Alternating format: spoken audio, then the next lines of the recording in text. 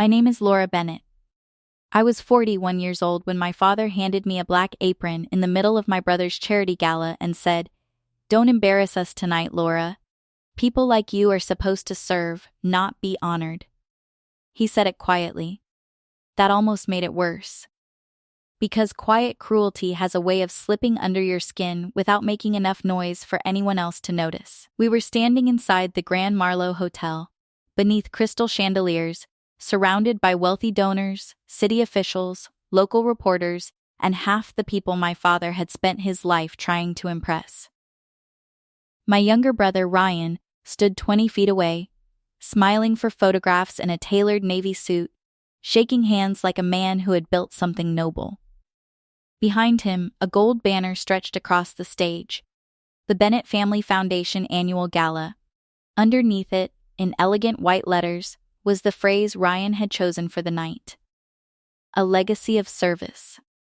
I remember staring at those words while my father pushed the apron into my hands. A legacy of service. He had no idea how true that sentence was. He also had no idea that before the evening ended, the governor of our state would stand on that stage, look across that crowded ballroom, and call my name. Not Ryan's. Mine. But that moment did not begin at the gala. Moments like that never do. They begin years earlier, in kitchens, hospital rooms, quiet offices, empty parking lots, and childhood bedrooms where certain children learn the painful difference between being loved and being seen. In my case, it began in a small brick house on the edge of Cedar Falls, a town where everyone knew your business, but somehow still missed the truth. My brother Ryan was born when I was 5.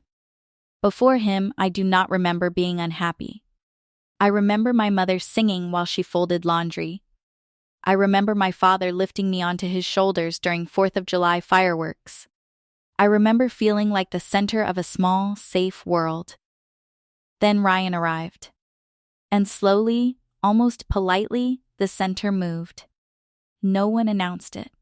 No one sat me down and said, "From now on, your brother's life will matter more loudly than yours." But children understand what adults refuse to admit. They understand whose drawings get put on the refrigerator. They understand whose stories are repeated to relatives. They understand whose mistakes are forgiven and whose responsibilities are expected. Ryan was charming from the start. He had bright blue eyes, soft blonde curls, and the kind of smile that made adults laugh before he even spoke. My father used to call him our little mayor, because Ryan could walk into a room and make strangers adore him. I was different. I was quiet, careful, observant. I noticed when my mother's smile tightened because the bills were late. I noticed when the trash needed taking out. I noticed when Ryan had forgotten his backpack, and I ran it to the car before Dad got angry. My mother used to say I had a helper's heart. My father heard that and decided helper was all I was. By the time I was 10, Ryan had trophies in the living room, framed photographs in the hallway, and a shelf in my father's office for every ribbon, medal, and certificate he earned. My report cards went into a drawer. Once, in 7th grade, I won a statewide essay contest about community responsibility. I had worked on that essay for weeks. My English teacher cried when she told me I won. The school principal called my mother personally.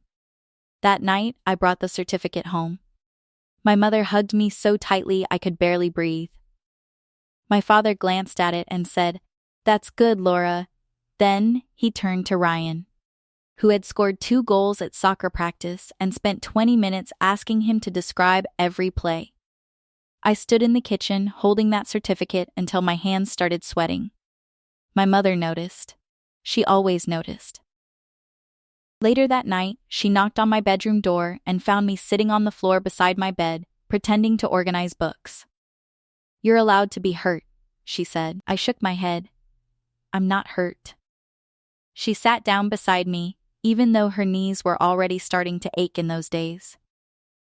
"Laura," she said softly, "you do not have to lie to make other people comfortable." That was my mother, Evelyn Bennett. Gentle voice, Steel spine. She never yelled. She never needed to. She could correct a room with one sentence and make you feel both ashamed and loved at the same time. I looked at her and whispered, "Why doesn't he care?" She did not answer quickly. That was one of the things I loved most about her. She never rushed the truth. Finally, she said, "Your father grew up believing loud success was the only kind that mattered." What does that mean? It means he notices applause more easily than effort. I remember those words because I did not fully understand them then. I do now. For years, I kept trying to become the kind of daughter my father could notice. I volunteered more, studied harder, worked part-time as soon as I could, helped around the house without being asked. When Ryan forgot chores, I did them. When Dad needed papers organized for his small insurance office, I stayed late labeling files. When Mom got migraines, I cooked dinner. My father praised Ryan for potential. He praised me for usefulness. There is a difference. Potential means people expect you to become something. Usefulness means they expect you to keep giving until there is nothing left. When I was 16, my mother got sick. At first, everyone called it exhaustion. Then, anemia. Then stress. Then the words got heavier. Appointments turned into scans. Scans turned into specialists. Specialists turned into treatment plans. Ryan was 14 then, old enough to understand, but young enough for everyone to protect him from the worst of it. No one protected me. I became the second adult in the house. I learned medication schedules, insurance codes, which foods made Mom nauseous, which blankets she preferred after treatment, which bills could wait and which ones could not. My father worked more hours. Ryan stayed busy with school, sports, and friends. I became the person who remembered everything. Once, during Mom's second year of treatment, I missed my junior winter formal because she had a fever, and Dad was at a business dinner with Ryan's soccer coach. When they came home, Dad saw me asleep in the chair beside Mom's bed and said, "Good girl. Good girl. Not thank you.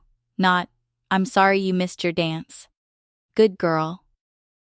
Like I had done what daughters were supposed to do. After my mother died, the house changed in ways I still struggle to explain. Grief did not make us closer. It made every existing crack wider. Ryan cried loudly at the funeral, and everyone held him.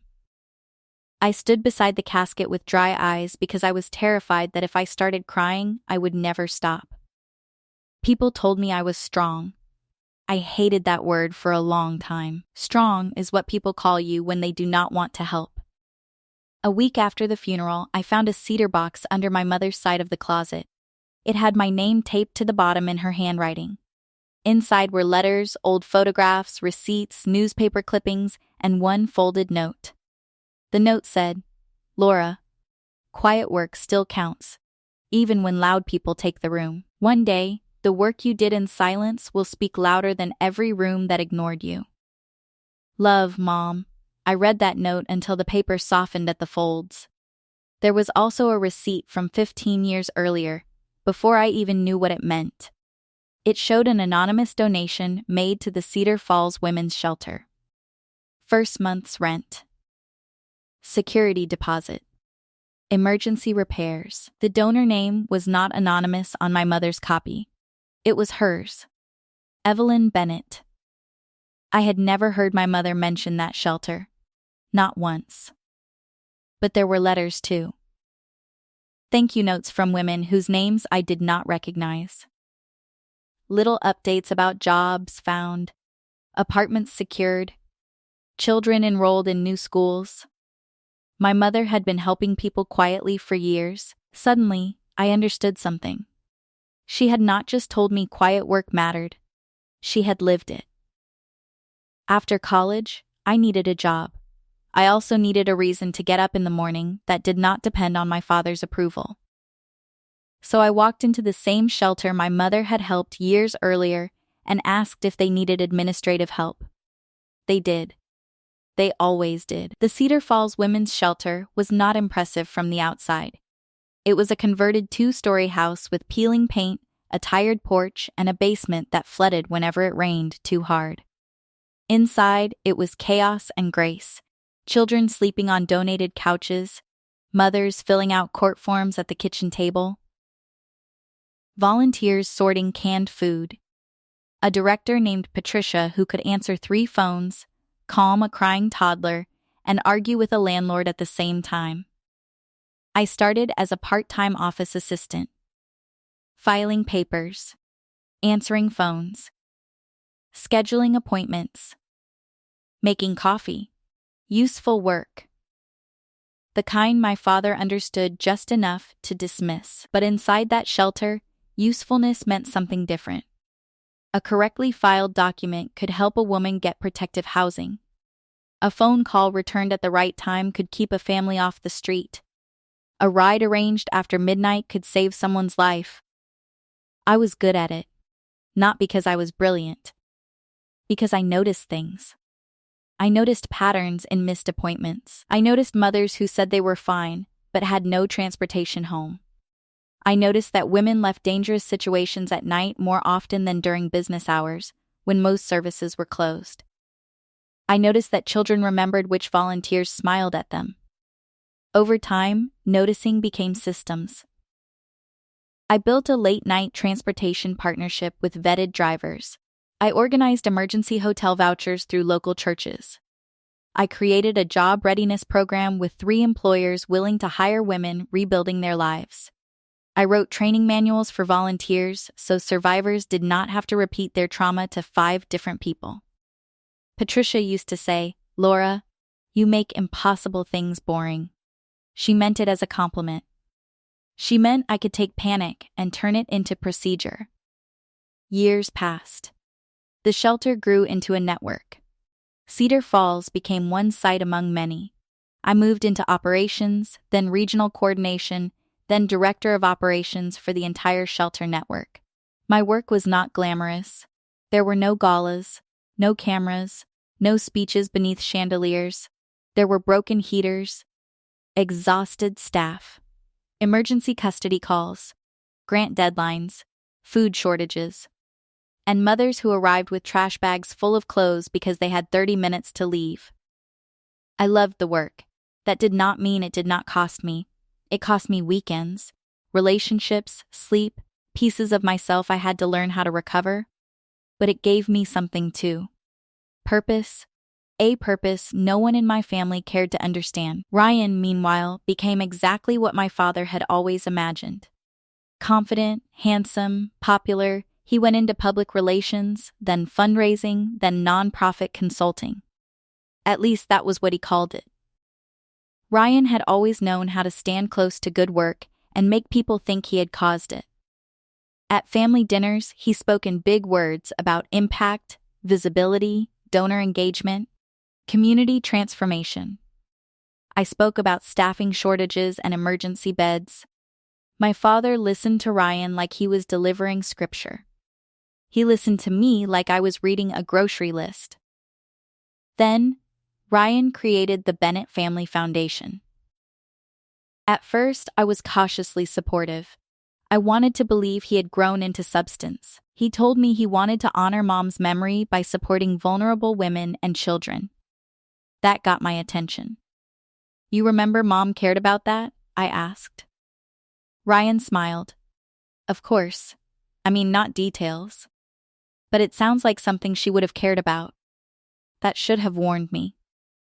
But grief makes us generous with people who mention the dead kindly. So when Ryan asked for background information on shelter needs, I sent him public reports.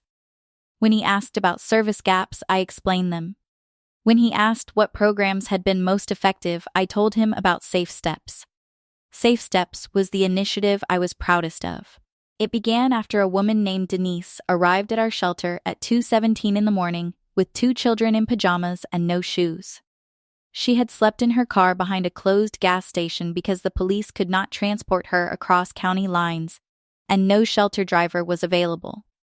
Her little boy had wrapped a towel around his sister's feet to keep them warm.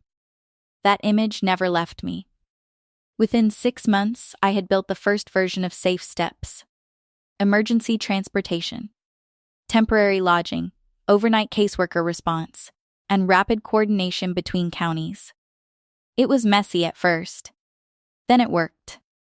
Within 3 years, it became a model other organizations requested. Ryan loved the name. "That's powerful," he said. "Safe Steps. Very brandable."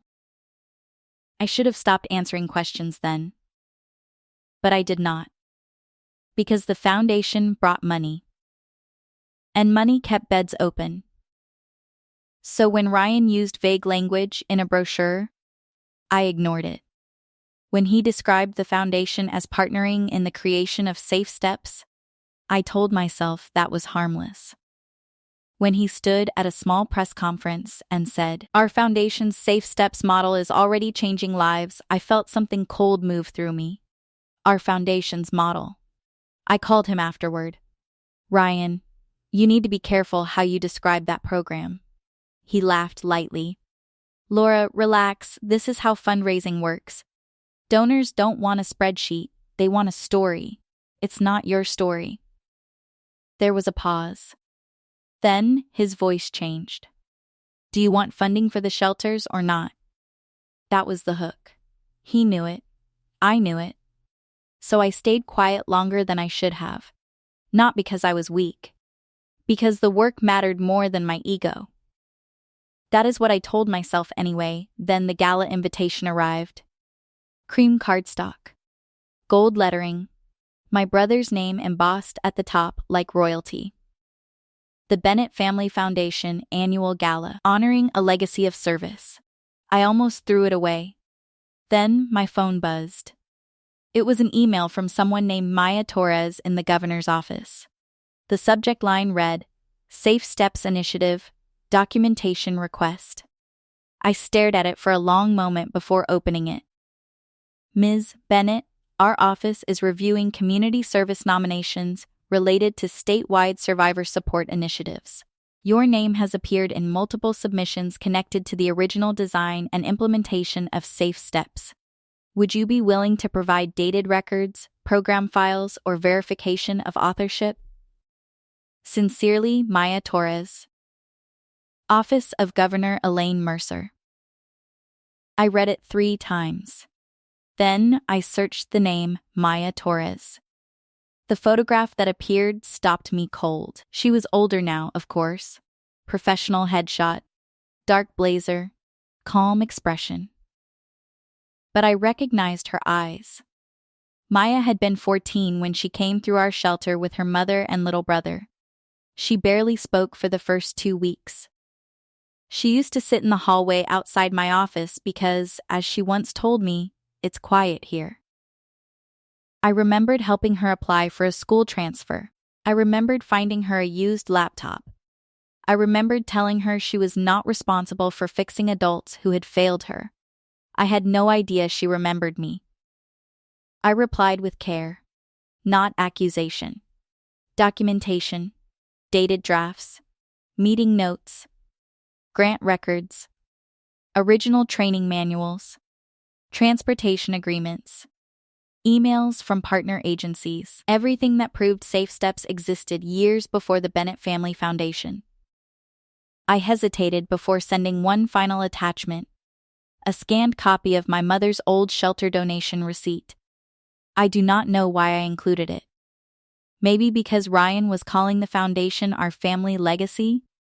Maybe because, for once, I wanted the truth of that legacy to have a witness. 2 days later, Maya called me. Her voice was steadier than I remembered. "Miss Bennett," she said, "I don't know if you remember me." "I do, Maya." There was silence on the line. Then she said softly, "You helped me believe I had a future." I closed my eyes. For a moment, the office around me disappeared. She continued, "There's something you should know. The governor is attending your brother's gala. I saw that on the invitation. There will be a keynote." "All right. Please come," she said. And please don't leave before the keynote. My chest tightened. Maya, what's happening? Another pause. I can't say everything yet. But I can tell you this. People have been paying attention. People have been paying attention. For most of my life, I had trained myself not to need that. Still, the words stayed with me. The night of the gala, I wore a navy dress I had owned for 6 years and my mother's pearl earrings. I drove myself. Ryan had arranged a limousine for himself, his wife, my father, and 3 board members. He told me it was a logistics thing. At the hotel entrance, photographers were taking pictures in front of a step and repeat banner with Ryan's foundation logo. My father saw me before Ryan did. Harold Bennett was 68 then. Still broad-shouldered, still proud, though age had softened the edges of him. He wore a black suit and a silver tie. He looked important, or at least like a man hoping to be mistaken for important. His eyes moved over my dress. You came straight from work? No, Dad, oh, that one syllable said enough. Ryan appeared behind him, glowing with confidence. Laura, he said, arms open, you made it. He hugged me for the cameras. His hand pressed lightly against my back, turning me toward the photographers like I was part of the display. Big night, he said. For the shelters, I hope. His smile tightened. Of course. Then a woman with a headset rushed up to him and whispered something. Ryan frowned dramatically. Oh no. Catering is short 2 people. I looked at him. He looked back. Then he picked up a folded black apron from a nearby registration table and held it out. Laura, you wouldn't mind helping for a little while, would you? Just until they get settled. For a second, I thought I had misunderstood. You want me to serve? Not serve, Ryan said quickly. Just help. You're good at that. My father stepped closer. Don't make this difficult. People were nearby, a city councilman, 2 donors, a reporter checking her phone, Cousin Melissa pretending not to listen. I said, I'm a guest. Ryan lowered his voice. Laura, this night is important. Then my father pushed the apron into my hands and said the sentence I will never forget. Don't embarrass us tonight, Laura. People like you are supposed to serve, not be honored. The words landed with the weight of 40 years behind them. People like you. Not daughters like you. Not women like you. People like you. For a heartbeat, I was 12 again, holding an essay certificate in the kitchen while my father asked Ryan about soccer. Then my phone buzzed inside my purse. I looked down. A message from Maya. Don't leave before the keynote. Please trust me. I folded the apron over my arm.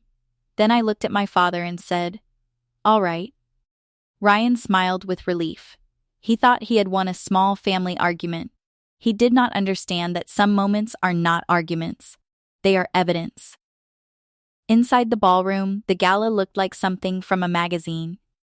White tablecloths, tall candles, gold centerpieces, a string quartet in the corner, screens displaying photographs of smiling donors, ribbon cuttings, and staged visits to community centers. I recognized 3 shelter images that should never have been used. Not because they were graphic. They were not, because children in crisis are not decorations. I found Ryan near the stage. Those photos, I said quietly. Do you have consent? He glanced at the screen, then back at me. Our media team handled it. That isn't an answer. Laura, not now. Yes, now, his eyes hardened. You always do this. Protect people?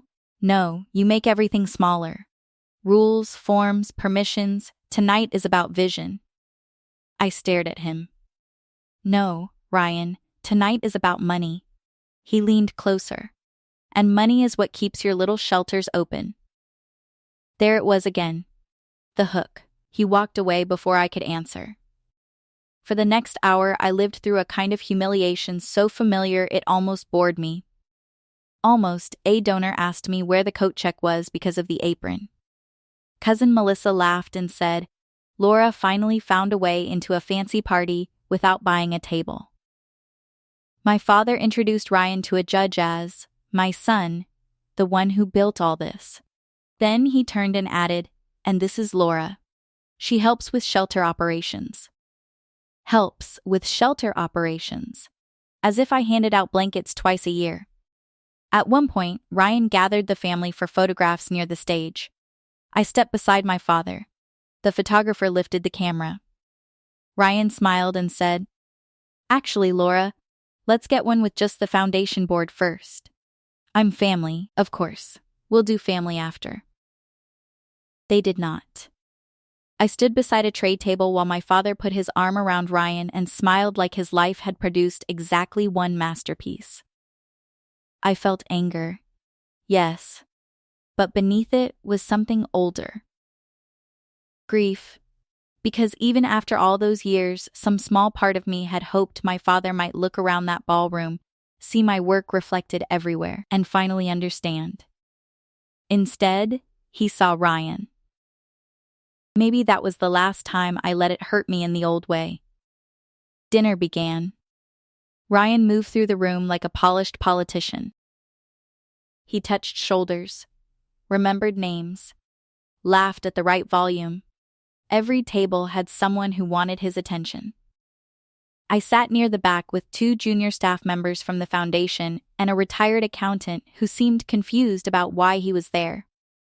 My assigned seat card did not say Laura Bennett. It said L. Bennett, support staff. I took a picture of it, not because I planned to use it, because by then, I had learned that when people humiliate you, they often count on your silence to erase the record. Halfway through the salad course, Maya appeared at the ballroom entrance. She wore a black suit and carried a slim folder. Her hair was pulled back neatly. She scanned the room until she found me. Then she nodded once. My throat tightened. I nodded back. She disappeared through a side door. A few minutes later, a security coordinator approached my table. Ms. Bennett? Yes, Governor Mercer's team would like to speak with you before the keynote. The retired accountant looked impressed. The foundation staff members looked terrified. Across the room, Ryan noticed. So did my father. I stood, placed my napkin beside my plate, and walked calmly toward the side door. I did not remove the apron until I reached the hallway. Then I folded it once and left it on an empty service cart. Maya was waiting in a small conference room with 2 officials I did not recognize. For a moment, we just looked at each other. Then she stepped forward and hugged me. Not professionally. Like someone closing a circle. I'm sorry, she whispered. For what? For making you walk through that room first. I pulled back. You didn't make them do anything. One of the officials introduced herself as Deputy Secretary of Human Services. The other worked in nonprofit compliance. Maya opened the folder. Ms. Bennett, she said, returning to her official voice. Multiple organizations submitted your name for the State Service Medal. During the review, we found inconsistencies between your documented work and the public claims made by the Bennett Family Foundation. I said nothing. The compliance official placed several printed pages on the table. Foundation brochures. Web pages. Gala program excerpts. Ryan's name appeared again and again. Founder, visionary, architect, creator, words he had not earned. The deputy secretary said, "We also reviewed the materials you sent us. Your records are extensive. I keep files." Maya smiled faintly. "You kept history." The words hit me harder than I expected. The compliance official continued, "We cannot address every issue publicly tonight. There will be a formal review, but the governor believes the public record should be corrected regarding the origin of these programs, especially because state funding is being discussed tonight." I looked at the pages. Then at Maya. "What happens to the shelters if this becomes a scandal?" "That was Governor Mercer's first question too," Maya said. No funding will be pulled from direct services. The review will focus on the foundation's representations and management, not survivor programs. That mattered. More than Ryan, more than my father, more than my pride. The deputy secretary folded her hands. We need to ask you directly. Are you willing to let the record be corrected publicly tonight? I thought of my mother's cedar box, her receipt, her note. Quiet work still counts. I thought of Denise and her children in that cold car. I thought of every staff member who had worked double shifts while Ryan posed for photographs. Then I said, yes, Maya exhaled. But protect the families first, I added. The deputy secretary nodded. We expected you to say that. When I returned to the ballroom, Ryan was waiting near the hallway. His smile was gone. What was that about? The keynote? What about it? You should listen carefully. His face tightened. Laura, what did you do? I looked at him for a long second. That question revealed more than he intended. Not what happened. Not is everything okay? What did you do? Because guilty people often assume truth is an attack. I told the truth, I said. Then I walked past him. The lights dimmed 10 minutes later. The room settled. Governor Elaine Mercer stepped onto the stage to polite applause that quickly grew into a standing ovation. She was dignified, silver-haired, and known for speaking plainly, which made politicians nervous. Ryan sat at the front table, hands folded, expression carefully humble. My father sat beside him, glowing. I sat near the back. Where support staff belonged, apparently, Governor Mercer thanked the guests. She spoke about community responsibility, public-private partnerships, and the importance of protecting families in crisis. Ryan nodded along as if every sentence were a gift for him. Then the governor paused. Tonight, she said, we are gathered under a phrase printed behind me. A legacy of service. She turned slightly toward the banner. It is a beautiful phrase. But legacy is a serious word. It does not belong to whoever speaks the loudest. It belongs to whoever carries the work when no one is watching. The room grew quieter. I saw Ryan stop nodding. The governor continued. Over the past several months, my office reviewed shelter initiatives that have changed outcomes for women and children across this state. We heard from police departments, caseworkers, hospital advocates, school counselors, nonprofit directors, and survivors themselves. My father leaned toward Ryan, smiling. Ryan did not smile back. One name appeared again and again, the governor said. The ballroom seemed to hold its breath. Not because she sought attention. In fact, several people told us she avoided it. Not because she built a brand. Not because she placed her photograph on brochures. But because when systems failed, she built better ones. My hands went cold. Maya appeared at the side of the stage. The governor looked down at a card. The Safe Steps initiative, now recognized across multiple counties, began not as a fundraising slogan, but as a late-night emergency response created after a mother and 2 children were left without safe transportation. The screen behind her changed. A simple slide appeared. Safe Steps Initiative. Original program design, Laura Bennett. A sound moved through the room. Not applause. Recognition. Confusion.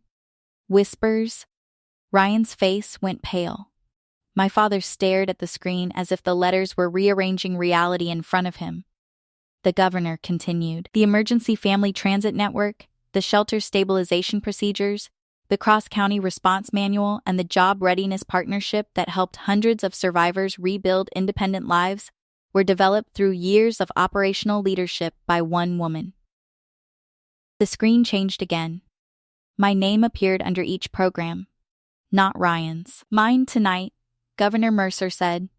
The State Service Medal is awarded to the woman whose quiet work built the very programs many of us came here to support. She looked toward the back of the ballroom.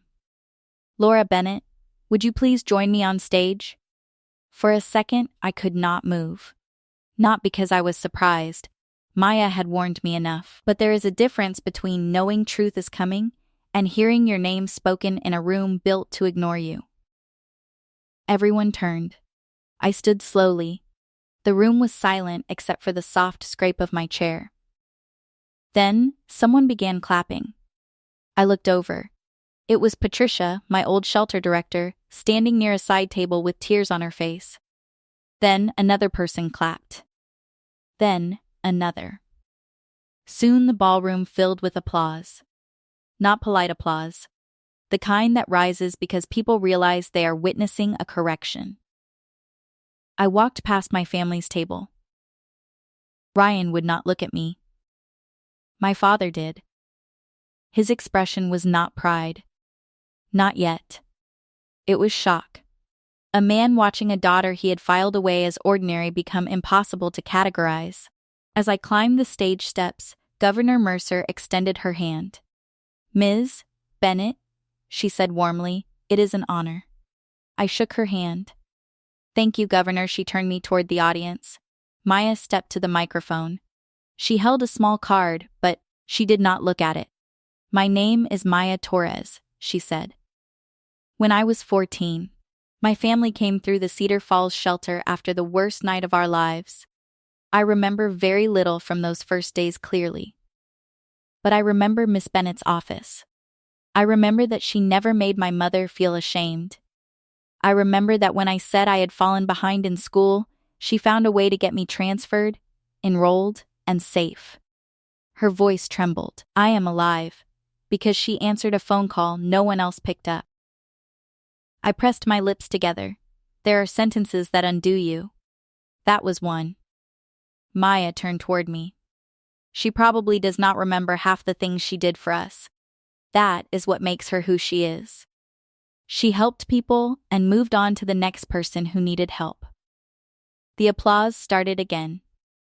I looked out at the room, but the faces blurred. Then, Governor Mercer presented the medal. It was heavier than I expected. The ribbon brushed against my dress, and for one irrational second, I wished my mother could fix the clasp like she used to fix necklaces before school concerts. The governor returned to the microphone. "We also want to recognize the roots of this work," she said. Newly reviewed records show that the original Cedar Falls Women's Shelter received early anonymous support from Evelyn Bennett, whose private generosity helped keep its doors open during a critical year. The screen changed once more. A scanned copy of my mother's receipt appeared. Original shelter stabilization donation. Evelyn Bennett. My father made a sound I could hear from the stage. Not a word. Something smaller. Something broken. The room applauded again, but I barely heard it. My mother's name was on the screen, not hidden in a box, not folded in a drawer. Seen. Finally seen. Governor Mercer looked at me and said quietly, away from the microphone, "She raised a remarkable daughter." I almost cried then. Not when my name was called, not when the medal touched my hand. Then, because my father had spent years missing what my mother had known all along, and a stranger had just said the words he could not. I was asked to speak. I had not prepared anything. For once, that felt right. I stepped to the microphone and looked at the room. Thank you, Governor Mercer. Thank you, Maya. Thank you to every shelter worker in this room and every advocate who could not be here because someone needed them tonight. I paused. The work we are discussing does not belong to one person. It belongs to the case managers who answer phones at 2 a.m. It belongs to the volunteers who wash donated clothes. It belongs to the drivers who wait outside hospitals. It belongs to the mothers who choose safety even when they are terrified. It belongs to the children who learn that a locked door can mean protection instead of fear. The room was silent. My mother once wrote to me that quiet work still counts. I did not always believe her. Tonight, I do. I looked toward my father. Just once, and I hope every person here remembers that service is not proven by standing closest to the camera. It is proven by what remains after the cameras leave. I stepped back. The applause rose again. This time I let myself hear it. When the ceremony ended, the room changed shape around Ryan. Before the keynote, people had approached him eagerly. Afterward, they approached carefully. Or not at all. A major donor removed his name from the pledge board. A journalist asked Ryan why foundation materials credited him as founder of programs created before the foundation existed. He said, "This is a misunderstanding." The journalist asked, "Which part?" Ryan had no answer. Board members gathered near the stage with tight faces. The compliance official spoke to two of them. Within 20 minutes, the foundation chair announced that all major pledges would be held pending review. Ryan looked smaller with every conversation. I did not enjoy it as much as I once imagined I might. That surprised me. For years, I thought justice would feel hot. Like triumph. Like revenge. Instead, it felt quiet. Almost solemn. Maybe because truth does not only expose the guilty, it also reveals how long everyone else looked away. My father stood near the exit, holding the printed Gala program. The original one. The one where Ryan's name appeared everywhere, and mine appeared nowhere. He looked down at it. Then at the corrected slides still glowing on the screen. I walked past him toward the terrace because I needed air. The night outside was cool. Below the hotel balcony, car lights moved through the city. Inside, the gala continued in fractured pieces. People still talked, but the celebration had become something else. A door opened behind me. I knew it was my father before he spoke. "Laura." I kept my eyes on the city. "Yes, Dad." For a while he said nothing. Then, very softly, "I didn't know." I almost laughed. Not because it was funny. Because those 3 words were so small compared to the years they were trying to cover. I turned. "What didn't you know?" He looked older than he had an hour earlier. "All of it." I nodded. "I know." That hurt him. I saw it. Good, I thought. Then immediately felt sad that I thought it. He stepped beside me at the railing. I thought Ryan built something. He built a stage. My father flinched. And I built the work he stood on. The words were not loud. They did not need to be. He stared down at the program in his hands.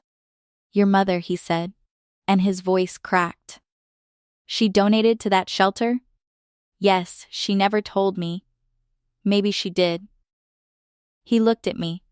"Maybe you didn't think it mattered." He closed his eyes. For the first time in my life, my father did not defend himself. That silence did more than any apology could have done in that moment. After a while, he said, "I thought success looked like Ryan." I leaned against the railing. "You thought attention looked like success." He nodded slowly. Yes, the honesty surprised me.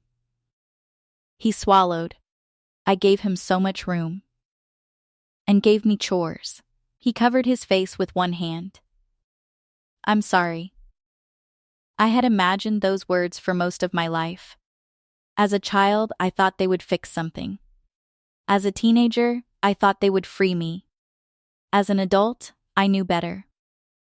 An apology does not return the missed school events. It does not rehang certificates. It does not bring a mother back to see her daughter honored. It does not erase the apron from your hands. But it can mark the first honest brick in a new foundation.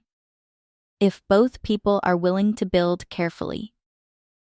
I reached into my purse and removed my mother's note. The original. The folds were worn soft. I handed it to him. He read it under the terrace light. Quiet work still counts, even when loud people take the room. One day, the work you did in silence will speak louder than every room that ignored you. Love, Mom. My father's mouth trembled. She knew, he whispered. Yes, she tried to tell me. Yes, he handed the note back like it was something sacred. I wasted years. I did not comfort him. That was important. Some grief must be allowed to do its work. Finally, he said, "Can you forgive me?" I looked through the glass doors at Ryan arguing with a board member. Then I looked back at my father. "I don't know yet." The answer hurt him. But it was true. "I can start with honesty," I said. He nodded. "I can do that." "I hope so." We stood there for a long time, not reconciled, not healed, but no longer pretending. And sometimes that is where healing actually begins. The formal review took 3 months. The Bennett Family Foundation was not destroyed, but it was changed beyond recognition. Ryan resigned as executive director after the board discovered repeated misrepresentation in donor materials, unauthorized use of shelter images, and inflated claims about program ownership. He called me once, not to apologize, to explain. That is what Ryan always did when accountability found him. He tried to rename it. "You have to understand," he said. "I was trying to help." "No," I said. "You were trying to be admired." He went quiet. "You let them humiliate me that night." He sighed. "Laura, Dad was just being Dad." That sentence told me everything. I hung up. There are people who regret getting caught. There are people who regret causing harm. They are not the same. Ryan had not yet learned the difference. My father, surprisingly, tried, at first, awkwardly. He called too often. Then, not enough. He asked questions that proved he had never paid attention before. He wanted to know what my workdays looked like, what Safe Steps actually did, how many shelters we operated, what my title meant. Sometimes his interest hurt because it arrived so late, but it was real. One Saturday, he asked if he could visit one of the shelters. I almost said no. Then I remembered what my mother wrote. Quiet work still counts. Maybe it was time he saw it.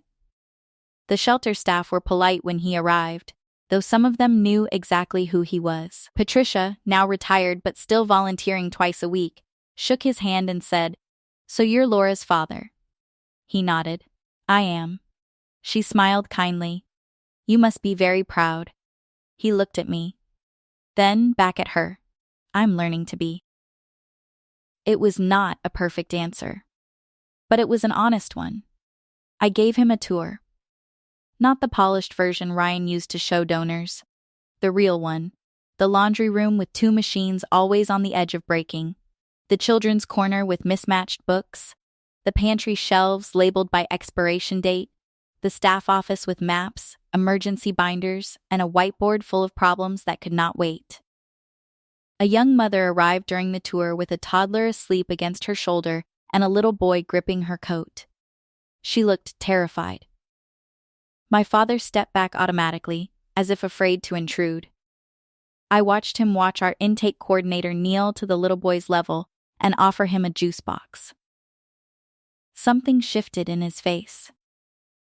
Not pity, understanding, the beginning of it anyway. Later, as we carried donated blankets from his car, he said, "This is what your mother was helping?" "Yes, and you've been doing this all these years?" "Yes." He placed the blankets on a shelf. I called it helping. I said nothing. He looked at the shelves, the forms, the tired staff moving with practiced urgency. It was never just helping. No, he nodded to himself, like a man reading a sentence for the 100th time and finally understanding the language. 6 months after the gala, we opened a renovated family wing named after my mother, the Evelyn Bennett Family Safety Wing. No chandeliers, no string quartet, no gold-lettered invitations, just fresh paint, clean beds, a children's reading room, 2 private intake offices, and a transportation desk that operated through the night. Governor Mercer came for a small ribbon cutting. So did Maya. Patricia cried before anyone even spoke. My father stood near the back, holding a box of donated picture books. For once, he did not try to stand beside the most important person in the room. He just helped. When the ribbon was cut, A little girl ran into the reading room and touched the shelves like she could not believe the books were real. My father watched her. Then he looked at the sign with my mother's name. I saw his lips move. I could not hear the words. But I think he said, "You were right." After the ceremony, he found me in the hallway. "I brought something," he said. He opened an old leather folder. Inside was my 7th grade essay certificate. The one I thought had disappeared into a drawer forever. The paper was yellowed at the edges. My name was printed in blue ink. Laura Bennett, 1st place, statewide youth essay contest. I stared at it. "You kept it?" He nodded, ashamed. I kept more than I admitted. "Why didn't you ever say anything?" He looked down. "Because noticing you would have forced me to admit I was wrong about what mattered." That answer was painful. But it was the truth. He handed me the certificate. "I'm sorry I made you feel invisible." For once, I did not feel 12 years old when he apologized. I felt 41.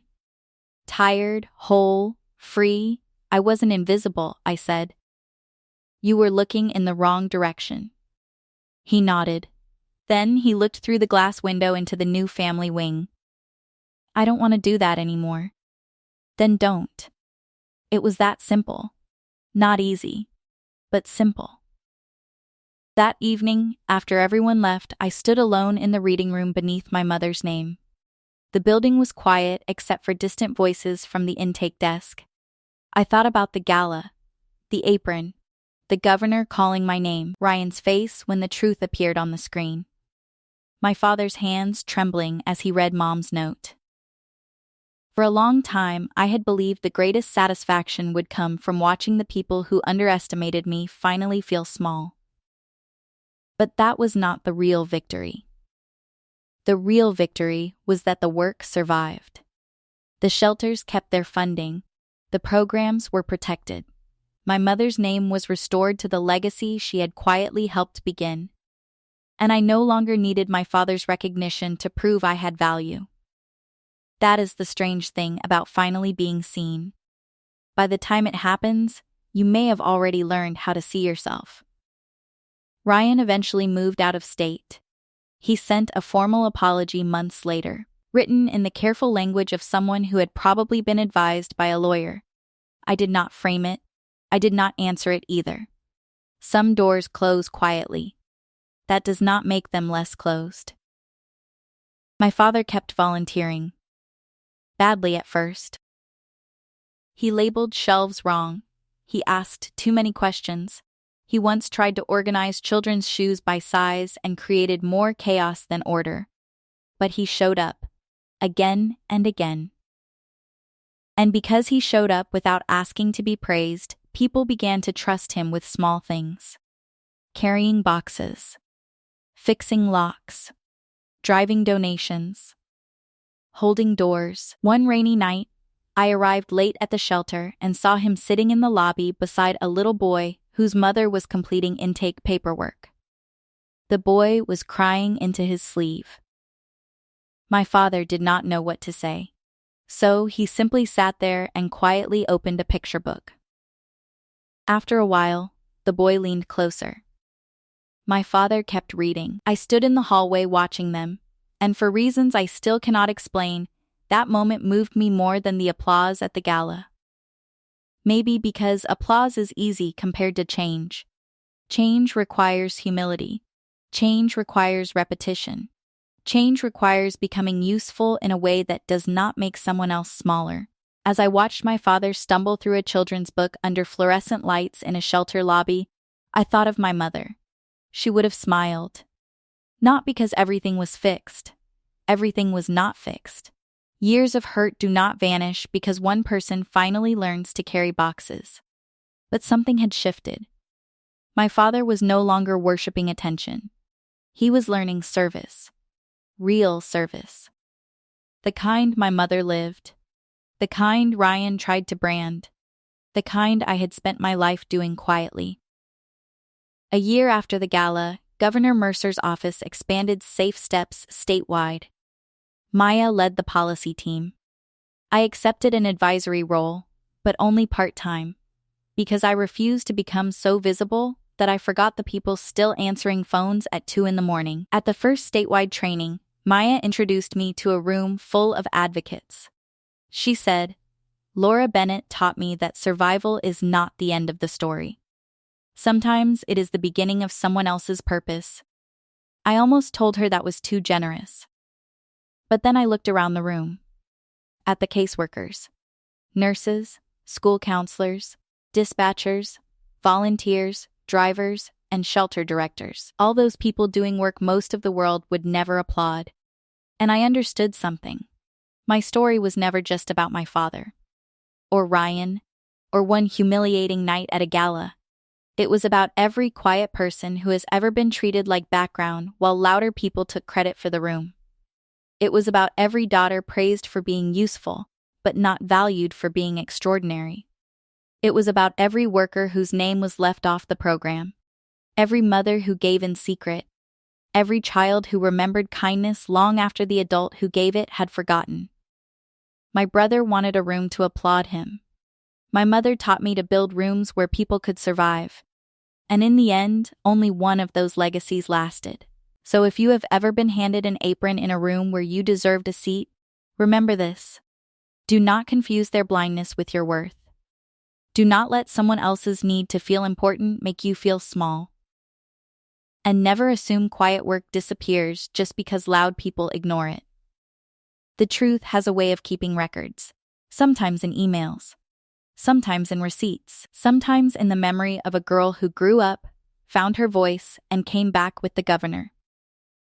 And sometimes, if you are patient enough, the same room that once treated you like help will fall silent when your name is finally called.